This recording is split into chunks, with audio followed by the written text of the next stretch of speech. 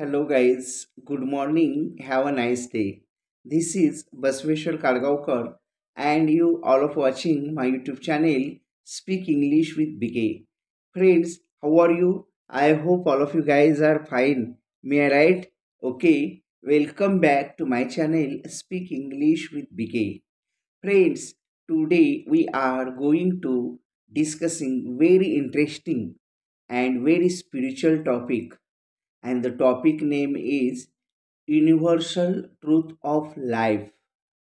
And today's going video is going to very significant and spiritual. That's why don't skip the video and watch full video. Then will you will get the concept of this topic. Okay. तर मित्रांनो, आजच्या video लेक्चरमध्ये आपण जीवनातील अंतिम सत्य याविषयी चर्चा करणार आहोत. व्हिडिओ अतिशय खास होणार आहे, तेव्हा कृपया सर्वांनी हा व्हिडिओ पूर्णतः पहा. कुठेही व्हिडिओला स्किप करू नका, जेणेकरून आपणाला पूर्णतः कन्सेप्ट क्लिअर होतील. ओके. प्रथमतः देवांचेही देव या सृष्टी रचयिता या पूर्ण ब्रह्मांडाचे धनी आणि सर्व देवांचेही देव असणारे सर्वे सर्वा महादेवजी आणि बुद्धिदाता, सुखकर्ता, दुःखहर्ता, पार्वती नंदन गणेश यांना वंदन करून आपण आजचा व्हिडिओ लेक्चर सुरू करूयात. ओम गगनपते नमः. ओम नमः शिवाय. ओम गणपते नमः. ओम नमः शिवाय.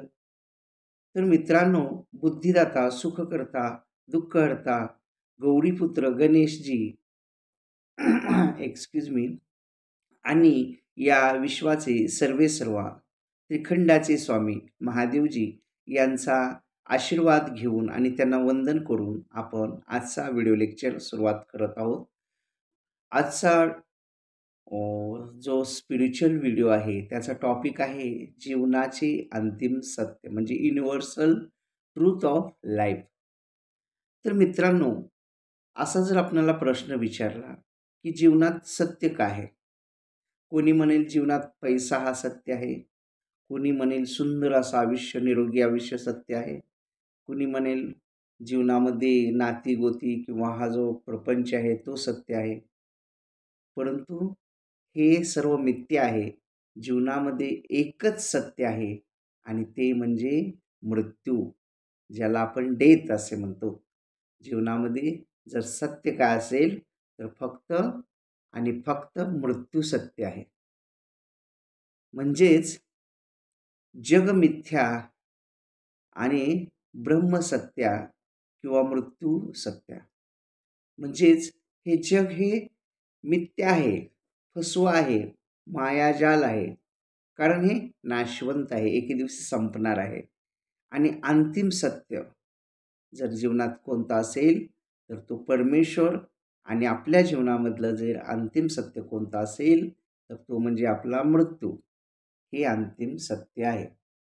तर आजचा टॉपिकच असा आहे की जीवनामधलं आपलं अंतिम सत्य कोणतं आहे तर तो म्हणजे मृत्यू. तर ते कसं काय याच्याविषयी आपण डिस्कस करणार आहोत. द वर्ल्ड इज फ्लास. म्हणजे वर्ल्ड हे ट्रू आहे का? नाही, फ्लास आहे. म्हणजे मृगजळासारखं आहे. जीवन म्हणजे मृगजळ. मृगजळ म्हणजे असं ते उन्हामध्ये लांब असं पाहिलं तर असं दूरवर पाहिलं तर असं पाणी वाहायल्यासारखं दिसतं, आणि ज्यावेळेला आपण तिथं पोहोचूयात तर तिथं ते पाणी वगैरे काय नसतं. म्हणजे आभासी, फसवणारं पाणी किंवा पाण्यावरचा बुडबुडा. जीवन म्हणजे काय आहे? पाण्यावरचा बुडबुडा. म्हणजे क्षणभंगूर आहे, एक स्वप्न आहे, ड्रीम आहे, की स्वप्नातनं जागं झालं खटमन की पुन्हा आपल्याला हे फॅक्ट कसं दिसतं, तसं ते हे जीवनाची पण अवस्था तशीच आहे. जीवन हे एक 3 अंकी नाटक आहे आणि 3 अंकी नाटक म्हणजे बालपण, तरुणपण आणि वृद्धपण. आणि हे 3 अंकी नाटक आपणाला सगळ्यांना वटवायचं असतं. आपण त्या मास्टर आपले जे हे डायरेक्टर आहेत, देवांचेही देव, महादेवजी, ईश्वर, त्यांनी जसं सूत्र हलवेल, त्यांनी जी आपल्याला स्क्रिप्ट देईल, त्याप्रमाणे आपलं जीवन आपण जगत असतो. कारण आपली स्क्रिप्ट आपण ज्यावेळेला बॉर्न किंवा जन्मलो त्यावेळेलाच पूर्ण आयुष्याची स्क्रिप्ट आपल्याला मिळालेली आहे. मग ही स्क्रिप्ट महादेवजी त्यांच्या स्वतःच्या बुद्धीनं किंवा त्यांना जसं पाहिजे तसं देतात का? तर नाही. तर ती आपल्या कर्मावर असते. म्हणजे पूर्व जन्मामध्ये आत्तापर्यंत आपण लक्ष 84 योनी फिरल्या. त्या जन्मामध्ये आपण जी पापकर्म किंवा पुण्यकर्म केलेले आहेत, त्या कर्मांची शिदोरी म्हणजेच आपले जे संचित आहे तेच आपलं प्रारब्ध किंवा ह्या जीवनाचं आता जे आपण जीवन जगतो ते आत्तापर्यंतच्या सगळ्याचे शिदोरी असते, म्हणजे संचिताची शिदोरी असते. आणि त्याप्रमाणे महादेवजी सटवीला पाठवून आपण ज्यावेळेला बॉर्न होतो त्यावेळेला आपल्या माथ्यावर सटवीचा लेखा लिहिलेला असतो, म्हणजे जीवनाचा पूर्ण आलेख लिहिलेला असतो, सगळी स्क्रिप्टच लिहिलेली असते. आणि असं म्हटलं जातं की सटवीचा लेखा आणि कभी नाही चुका. म्हणजे सटवीनं जे लिहिलेलं आहे ते कधीच चुकत नाही. म्हणजेच काय, तर कर्माच्या गती असती गहना, जे जे होणार ते चुकेना देवादिकासे. शनी महात्म्यामध्ये सुंदर अशी एक ओवी आहे बघा. कर्माच्या गती असती गहना, जे जे होणार ते चुकेना देवादिकासे. बरोबर आहे की नाही? कारण जे नशिबात असतं, म्हणजे असं म्हटलं जातं, समय से पहले आणि भाग्य से ज्यादा किसी को कुछ नहीं मिलता. म्हणजे याचा अर्थ असा नाही की आपण अगदी शांत बसून राहावं, की परंतु मानव प्रयत्न करतो, सगळं करतो, परंतु शेवटी आपलं जे जीवन आहे हे नशिबावर किंवा आपण जे पूर्वसंचित आणलेलं आहे प्रारब्धावर सगळं आपला हिशोब असतो. आणि त्याप्रमाणे आपल्याला हे जीवन प्राप्त होतं, म्हणजे सुख किंवा दुःख. तर the world is false, all these are just like dreams. आपण हे जे बघतो व्हिज्युअल वर्ल्ड वगैरे हे नष्ट होणार आहे, नाशवंत आहे. असे अनेक ब्रह्मांडे, दररोज कितीतरी ब्रह्मांडे तयार होतात आणि दररोज कितीतरी नष्ट होतात. दररोज कितीतरी अणू तयार होतात आणि कितीतरी मरतात. दररोज कितीतरी, आता आपलं हे शरीर सुद्धा आपल्याला एक शरीर दिसतं, पण हे एक नसतं. करोडो लाखो पेशी आपल्या असं एकत्र बंच आहे आपलं शरीर, म्हणजे bunch of a lot of a bundle of that cells. त्या छोट्या छोट्या सेल्स किंवा पेशीनं बनलेलं आहे आपलं.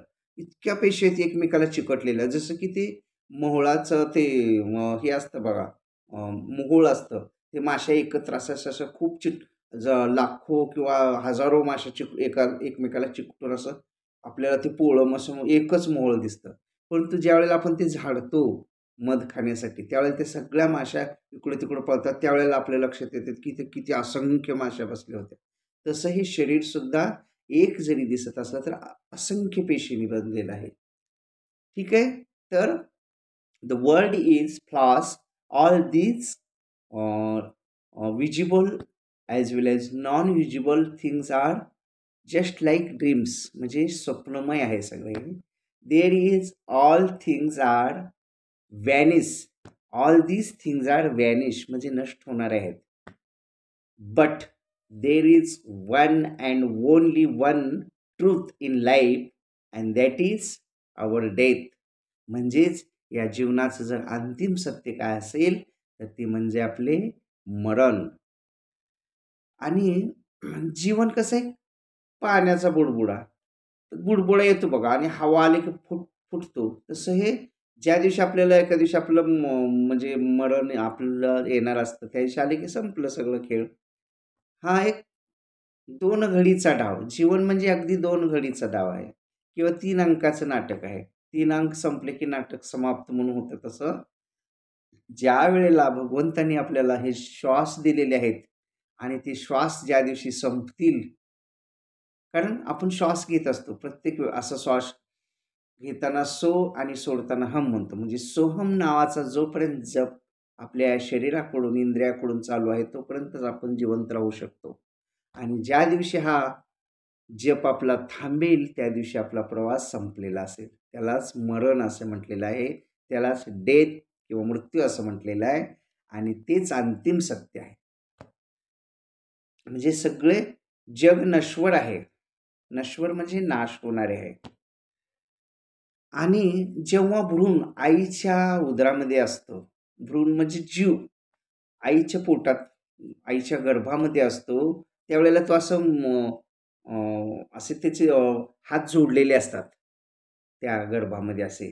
आणि तो भगवंताला दररोज विनंती करत असतो, की मला यातून सोडवा, मला यातून सोडवा म्हणून प्रार्थना करत असतो. तो सारखं सोहम, सोहम म्हणजेच मीच ब्रह्म आहे, मीच ब्रह्म आहे. म्हणजेच तू ब्रह्म, जे हे सगळं ब्रह्म म्हणजे परमेश्वर, तुझाच अंश मी आहे. तू आणि मी काही वेगळा नाही. असं परमेश्वराची स्तुती करत असतो आणि मला यातून सोडवा, असं परमेश्वराला दररोज तो विनंती करत असतो. आणि यथासांग ज्या वेळेला 9 महिने 9 दिवस होतात, त्यावेळेला परमेश्वर त्याची सुटका गर्भातून त्याला जगामध्ये पाठवलं जातं. आणि तो जगात आला रे आला की लगे ट्या ट्या क्याव क्याव काव करायला लागतं. म्हणजेच मी कधी, मी कधी, मी कवा, मी म्हणलोच नाही. म्हणजे हे फसवं जग आहे, खोटं जग आहे हे. आणि ह्या खोट्या जगात आल्यावर त्याला सुद्धा इथल्याच वातावरणाचा परिणाम होतो. इतक्या दिवस जो सोहम म्हणत होता, जो जीव, तो बाहेर आला रे आला की तो लगेच कोहम, कोहम, कोहम म्हणजेच मी कधी, मी म्हणलोच नाही, मी कधी, मी केव्हा, मला माहीत नाही म्हटल्यासारखं. म्हणजे किती गद्दार जीव आहे बघा. जोपर्यंत आपण संकटात असतो त्यावेळेला आपण परमेश्वराचा धावा करत असतो, परमेश्वराची उपासना करत असतो. आणि संकट संपलं रे संपलं, जरा छान शोकीचं किंवा कॉर्पोरेट लाईफ किंवा एकदम हाय लाईफ किंवा पैसा, धन वगैरे आलं, की सगळं आपण देवाला विसरून जातो. देवाची पूजा करत नाही, प्रार्थना करत नाही. कारण त्यावेळेला गरज नसते. गरज सर्वांनी वैद्य मोडो असं एक म्हण आहे बघा. तर तसं नाही केलं पाहिजे. भगवंताला नेहमी आपण दररोज आठवलं पाहिजे. कारण संत तुकाराम महाराजांनी म्हटलेले बघा, देवाची या द्वारी उभा क्षणभरी, त्याने मुक्तीची हरी साधियल्या. अगदी क्षणभरी जे देवाची जरी कृतज्ञता म्हणून आपण आठवण केली तरी पुरेसे असतं. परंतु तेवढाही वेळ आपल्याकडे नसतो मानवाकडे. आणि ज्या भगवंताने आपल्याला दिवसाचे 24 तास दिलेले आहेत, त्या 24 तासातनं फक्त एक क्षण सुद्धा आपल्याकडे वेळ नाही. किती शोकांतिक आहे बघा. मग गद्दार आहे की नाही मानव? तर ज्यावेळेला भ्रूण बाहेर या जगामध्ये येतो, त्याचा जन्म होतो, की लगेच तो कोहम, तो इतक्या दिवस तो आईच्या पोटात असताना सोहम, सोहम, सोहम, मीच ब्रह्म आहे, मीच ब्रह्म आहे. आणि तू मला सोडव म्हणून प्रार्थना परमेश्वराला करणारा जीव नंतर लगेच बाहेर आला आला म्हणतो मी माई म्हटलो. मी कधी म्हटलो? मला माहीतच नाही. I don't know. असं लगेच तो हे करतो, परमेश्वराला विसरून जातो. तरी असे हे मानवी जीवन इतकं क्षणभंगूर असताना परमेश्वर किंवा अंतिम सत्य म्हणजे आपलं काय, ध्येय परमेश्वराची प्राप्ती करून घेणं. आणि परमेश्वराची प्राप्ती करून घेण्यासाठी आपल्याला हा नरदेह प्राप्त झालेला असतो 184 योन्या पेरल्यावर. परंतु आपण ह्या संसारातच मग संसार देवानी का दिला? Good question.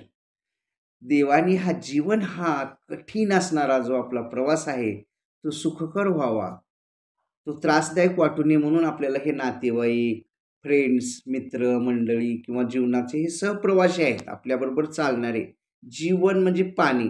या पाण्यातून आपली जीवन नावाची नौका वाहत असते आणि त्यावेळेला आपलं जीवन बोरिंग होणे म्हणून हे दिलेली सहप्रवासी आहेत. परंतु सहप्रवासी आपल्याबरोबर पूर्ण शेवटपर्यंत प्रवास करतात का? नाही. काही प्रवासी आपल्या अगोदर जातात, म्हणजे आपले आई-वडील. त्यानंतर आपण जातो. त्यानंतर आपली मुलं जातात. म्हणजे हे निसर्गाचं रुटीन आहे, चक्र आहे. कधीही न थांबणारं. म्हणून हे क्षणांचा बाजार आहे किंवा एक थोड्या वेळासाठीचं ते एक करमणुकीचं साधन आहे. परंतु त्यातच आपण इन्व्हॉल्व होतो या संसारात. आणि संसारच सत्य वाटतं आणि ईश्वर किंवा हे ब्रह्म हे मिथ्या वाटायला लागतं आपल्याला. जे सत्य आहे ते खोटं वाटायला लागतं आणि जे खोटं आहे ते आपल्याला सत्य वाटायला लागतं. आणि हीच मानवाची शोकांतिका आहे. आणि आपला जन्म नेमका कशासाठी झाला हेच विसरून जातो. कशासाठी झाला तर भगवंताला प्राप्त करून घेण्यासाठी, भगवंताची ओळख करून घेण्यासाठी, या ब्रह्माची ओळख करून घेण्यासाठी, या शिवतत्वाची ओळख करून घेण्यासाठी हा जीवतत्व पृथ्वीवर आलेला आहे. परंतु हा जीव इतका गद्दार असतो की बाहेर आईच्या पोटातनं आलं की कोहम कोहम कोहम, मी नाहीये, मला माहित नाही, मी कधी म्हटलो, असं बदलतो लगे. आणि सरड्याप्रमाणे जो रंग बदलतो त्याला मानव म्हटलेलं आहे बघा. म्हणजे रंग बदल. ते गाणं आहे बघा हिंदी चित्रपटसृष्टीमध्ये, जब भी जी चाहे नई दुनिया बसा लेते हैं लोग, एक चेहरे पे कई चेहरे लगा लेते हैं लोग. म्हणजेच खायचे दात वेगळे आणि दाखवायचे दात वेगळे, असे दोन प्रकारचे दात आहेत बघा. म्हणजे मानव बोलतो एक आणि वागतो एक. म्हणजे आपल्याला परमेश्वराची प्राप्ती करून घेण्यासाठी नरदेह मिळालेला आहे, परंतु आपण परमेश्वरालाच विसरून गेलो. कोहम कोहम करायला लागलो इथं जगात आल्यामुळे, ह्या मायेमुळं. परंतु ही माया किंवा हे जो संसार परमेश्वराने का दिलेला आहे, तर जीवनाचा प्रवास आपल्याला अवघड जाऊ नये म्हणून एक प्रॉपर्टीज दिलेल्या आहेत आपल्याला त्या. परंतु त्या प्रॉपर्टीजमध्येच आपलं मन किंवा जीव गुंतलेला आहे आणि खरा देव विसरून गेला आहे. म्हणून तुकाराम महाराज म्हणतात बघ, ऐसे कैसे आंधळे हे जन विसरून गेले खऱ्या देवा. आता खरा देव कुठं आहे? मग आपण खरा देव इकडं देव तर कणाकणात आहे, पण आपल्या अज्ञानामुळं आपल्याला काही कळत नसेल, तर आपल्याला एवढं तरी कळतं की देव म्हणजे काय? जो देतो, आपल्यावर आशीर्वाद करतो, आपल्यासारखं हिताचाच विचार करतो, ज्याच्यामुळं आपलं हे जीवन आहे त्याला देव म्हटलंय. मग या सगळ्या गोष्टी कोण करतं? तर आपले पॅरेंट्स म्हणजे आई-वडील. म्हणजे खरे देव आपले कुठे आहेत? आपल्या घरात आहेत. परंतु आपल्याला दिसत नाही. कारण आई ही साक्षात देवाचं रूप आहे. परमेश्वरानं प्रत्येकाच्या घरात राहता यावं म्हणून त्याचे प्रतिनिधी प्रत्येकाच्या घरात, म्हणजे परमेश्वर प्रत्येकाच्या घरात आईच्या रूपानं वास करत असतो. आ म्हणजे आत्मा आणि ई म्हणजे ईश्वर. ईश्वराचा आत्मा म्हणजे आई. आपण आईला आई म्हणतो ना. आ म्हणजे आत्मा, ई म्हणजे ईश्वर. ईश्वराचाच आत्मा म्हणजे आई. आणि परमेश्वराने प्रत्येकाच्या घरात राहता यावं म्हणून आईची निर्मिती केलेली आहे. म्हणून वडिलापेक्षाही श्रेष्ठ अशी ही आई असते. कारण 9 महिने 9 दिवस पोटात कोण ठेवतं? आई ठेवते. आणि त्या कळा, मरण यातना, कारण स्त्रीचा पुनर्जन्म होत असतो बाळाला जन्म देताना. मग इतक्या यातना कोण सहन करतं? आई सहन करते. म्हणून आईची जागा वडिलापेक्षाही मोठी आहे. म्हणून आपण परमेश्वराला सुद्धा आई म्हणतो. जसं की विठाई, विठोबा माझी आई, विठाई, कृष्णाई किंवा अक्कलकोट स्वामी माझी आई. तर आई म्हटलेलं आहे. म्हणजेच सांगण्याचं तात्पर्य हे की खरे देव आपल्या घरातच आहेत. आई वडील आणि मानव, सर्व मानवजात ही सुद्धा ईश्वराचेच अंश आहेत ना. माणसामध्येच देव आहे. पाहायचंच असेल तर माणसामध्ये देव, तसा तर जळी स्थळी काष्टी पाषाणी कणाकणात भरून उरलेला परमेश्वर आहे. परंतु देव, आपण एकमेकाचं दुःख ओळखणं, त्याच्या दुःखाला मदतीला जाणं किंवा एखाद्याच्या आनंदात भाग घेऊन त्याचा आनंद द्विगुणित किंवा दुगुणित म्हणजे वाढवणं, या गोष्टी म्हणजेच काय? मानवता. आणि मानवतेचा धर्म खरा हा सकल जीवावर प्रेम करा. म्हणजे सगळ्यावर प्रेम केलं पाहिजे. जसं की आई आपल्या लेकरावर प्रेम करते किंवा मुलं आई वडिलावर प्रेम करतात, बहीण भावावर प्रेम करतात. म्हणजे आपण प्रत्येकावर प्रेम केलं पाहिजे. मग प्राणी मात्रावर सुद्धा, अगदी घरातले कुत्रं, मांजर किंवा पाळीव प्राणी, इतर प्राणी सगळ्यावर प्रेम केलं पाहिजे, सगळ्यावर दया दाखवली पाहिजे. म्हणजे हे सगळ्या सेन्सेशन आपल्यात पाहिजे. म्हणजे एखादा आता गाय किंवा हे आहे, संकटात आहे किंवा कुठेतरी अडकले एका झाडाच्या कातडीमध्ये आणि आपण तिथून तसंच तिला सोडवता जात असो, तर आपल्यात संवेदना नाहीत, म्हणजे आपण मानव नाहीत. मानवतेचं लक्षण काय? आपल्यामध्ये दया, करुणा, प्रेम, शांती, समाधान, आनंद ह्या सगळ्याच्या देवाने फिलिंग्स दिलेल्या आहेत त्या असल्या पाहिजे, हे मानवतेचं लक्षण आहे. का फक्त राग आणि क्रोध निर्माण करण्यासाठीच आहे का? नाही आहे. राग पण कधी कधी उपयोगाचा असतो बघा. म्हणजे जर उपयोगाचा नसता तर देवाने दिलाच नसता, परंतु त्याचा मिठासारखा वापर केला पाहिजे. मीठ जसं भाजीमध्ये सगळ्या वस्तू टाकल्या, मसाला सगळा टाकलेला आहे आणि मीठच नाही टाकलं तर भाजी चांगली लागेल का? थोडंसं मीठही टाकायला लागतं. तसं जीवनात नुसतं चांगलं चांगलं असूनही चालत नाही, तर कधी कधी कठोर क्रोध, राग हे गोष्टी आवश्यक असतात. तसं मिठाप्रमाण अगदी तसं. पण त्याच गोष्टी सगळ्या आहेत का? नाही आहे. तसंच परमेश्वर आपल्यामध्ये आहे, आपल्या आईवडिलांमध्ये आहे आणि आपले खरे परमेश्वर सगुण साकार रूपात दिसणारे म्हणजे आपले आईवडील आहेत. त्यांना विसरलं न पाहिजे. आणि देवाची द्वारी उभा क्षणभरी त्याने मुक्तीचे आडी साधेले. आपण क्षणभर तरी त्यांची कृतज्ञता या परमेश्वराने एवढी सुंदर सृष्टी दिली आणि आपल्याला धनधान्य दिलं, फुलं फळे म्हणजे इतकं सगळं दिलंय की हो. मग आपण त्याची कृतज्ञता व्यक्त केली पाहिजे की नाही?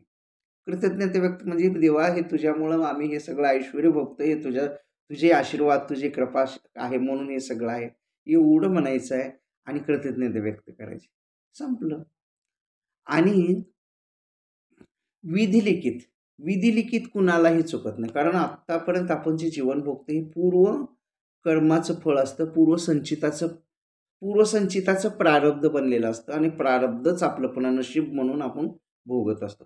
आता मरण कुणाला आपण ज्या वेळेला जन्म घेतो त्यावेळेलाच आपलं मरण हे घेऊन आलेलं असतो. म्हणजे आपण किती वर्ष राहणार आहोत, आपला मृत्यू कुण्या दिवशी होणार आहे, कुठे होणार आहे, कोणाकडून होणार आहे, म्हणजे ॲक्सिडेंटल होणार की आजारी पडून होणार, म्हणजे कसा होणार आहे, केव्हा होणार आहे, कुठं होणार आहे, कोणत्या ठिकाणी होणार आहे, हे सगळं सगळं सटवीनं 5व्या दिवशी येऊन लिहून गेलेले असते. म्हणजे रिटर्न तिकीट काढून आपण आलेलो आहे ऑलरेडी. फक्त तिकीट काढून इथं आलो नाही प्रवास आणि आपण इथे येतो पृथ्वीवर आणि आपलं काय शेत घर हेच माझं माझं म्हणून इतकं चिटकून बसतो की त्याला सोडतच नाही. परंतु हे भाड्याचं घर आहे, कारण एके दिवशी आपल्याला खाली करावं. जिंदगी एक किराए का घर है, म्हणजे जिंदगी एक किराए का घर है, एक ना एक दिन तो जाना पडेगा. आपल्याला हे छोड के जाना, म्हणजे हे जीवन आपल्याला एके दिवशी नक्कीच जायचं सोडून.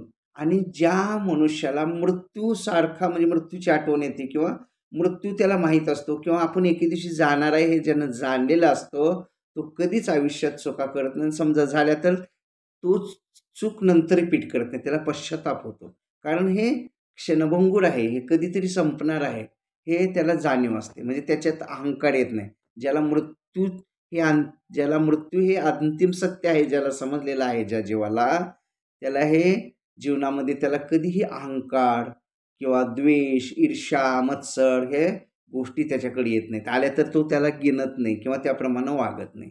कारण त्यानं जाणलेलं आहे की हे सगळं एके दिवशी संपणार आहे. हा 2 घडीचा डाव आहे. आज जरी सकाळ झालेली असली तर ह्याची कधीतरी संध्याकाळ होणार आहे, यानं त्या जीवानं जाणलेलं असतं आणि त्यालाच म्हणतात जीवनाचं अंतिम सत्य. आणि अंतिम सत्य जीवनाचं जर काय असेल तर तो म्हणजे आपलं मरण किंवा मृत्यू किंवा डेथ. म्हणून असं म्हटलं जातं की there is no any universal truth like death किंवा universal truth of life is our death. म्हणजेच या ब्रह्मांडातलं एकच सत्य जे काय असेल तर ते म्हणजे आपलं मरण. I hope all of you guys understand today's topic very well, and even if there is any type of difficulty, any type of conclusion about this topic, then please contact me, or you just put your difficulty in comment box. I will try to sort out your difficulty 101%. If you likes my video, then make it like, share it, and give your best comments. Thank you. Thanks a lot. Have a nice day. Keep smiling forever. And guys, lastly, I requested, if you are new in my channel and even if you are not subscribe my channel, then please subscribe the channel. Firstly, you have red color subscribe button. You just press that button and subscribe the channel. Beside the subscribe button, you will get a bell icon. You just press that bell icon. Then you have 4 options. Out of these four options, you can select option number one, that is all option, and then you will get daily updates and notifications of my channel Speak English with BK. If you likes my video, then make it like, share it, and give your best comments. Thank you. Thanks a lot. Have a nice day. Keep smiling forever. Jai Shambhu. Jai Shiva.